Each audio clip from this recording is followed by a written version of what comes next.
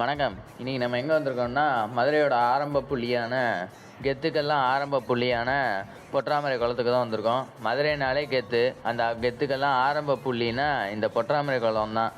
இந்த குளத்தோட அதிசயங்கள் என்னென்னு போய் பார்க்கலாம். இது சாதாரண தண்ணி இல்லை, ஞானம் கொடுத்த தீர்த்தம். அந்த காலத்தில் ஒரு கவிதை தரமானதா இல்லையா அப்படின்னு சொல்லிட்டு சர்டிஃபிகேட் கொடுக்குமா. சரியான கவிதைன்னா மேலே தூக்கி வைக்கும். உண்மைக்கு அதே மாதிரி தான், உண்மைக்கும் என்னைக்கும் பவர் உண்டு. அது மனுஷனாக இருந்தாலும் சரி, கவிதையாக இருந்தாலும் சரி. இங்கே இன்னொரு அதிசயமும் இருக்குது. இந்த குளத்தில் மீன்கள் எதுவுமே இருக்காதான். சிவபெருமான நந்திக்கு கொடுத்த வாக்குக்காக இன்னைக்கு வரைக்கும் இங்கே மீன்கள் எதுவுமே வளராதுன்னு சொல்லிட்டு சொல்கிறாங்க. வாக்கு கொடுத்து அதை காப்பாற்றணும், அதுதான் மதுரைக்காரங்க ஸ்டைலு.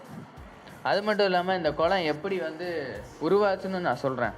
அதாவது மொத்த நதி அதாவது காவேரி, கங்கை, யமுனை அப்படின்னு சொல்லிட்டு எல்லா நதிகள் இருக்குது பார்த்தீங்களா, அதெல்லாம் போய் சிவபெருமான்கிட்ட போய் இந்த மாதிரி எங்கள் மேலே குளித்தாங்கன்னா அவங்களோட பாவம்லாம் எங்ககிட்ட அது கழிஞ்சிரும், எங்கள் பாவத்தை நாங்கள் எங்கே போய் கழுவுறது அப்படின்னு சொல்லிட்டு சிவபெருமான்கிட்ட போய் சிவபெருமானை நோக்கி எல்லா நதிகளும் போய் தவம் வச்சோடனே சிவபெருமான் மனம் இறங்கி இந்த மாதிரி அவரோட சூலாயத்தை எடுத்து ஒரு இடத்துல போய் மதுரையில் ஒரு இடத்துல குத்தி அந்த இடத்துல தண்ணியும் வர ஆரம்பிச்சிச்சு.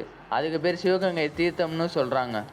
அந்த தீர்த்தம் அந்த தீர்த்தத்தில் போய் குளிச்சுட்டு, அது மட்டும் இல்லாமல் இது ஒரு புனிதமான தீர்த்தம் அப்படின்னு சொல்லிட்டு தெரிய வைக்கிறதுக்காக சிவபெருமான் அங்கே தங்கத்தாமரை மலர வச்சதாகவும் சொல்லப்படுறாரு.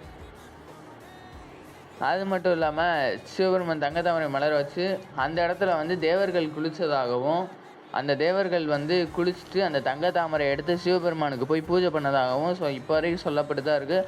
அது மதுரையில் இருக்கிற எல்லாருக்கும் பாதி பேருக்கு தெரிஞ்ச கதை தான் அது.